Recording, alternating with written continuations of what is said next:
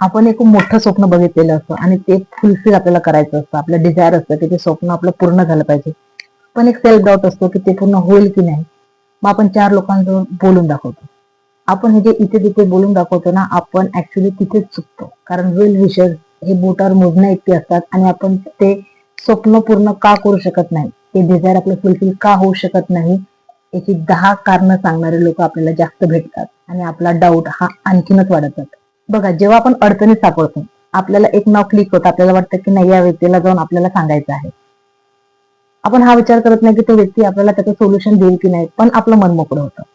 जेव्हा आपण खूप आनंदी असतो, आपल्याला एक नाव ते क्लिक होतं की नाही, मला ह्या व्यक्तीशी माझा आनंद शेअर करायचा आहे. आपल्याला माहिती असतं की ती व्यक्ती सुद्धा त्यात आनंदी होणार आहे, तो आनंद द्विगुणित होणार आहे. आणि हीच लोक आपली वेल विशर्स असतात, ही नाती आपल्याला जपून ठेवायची असतात.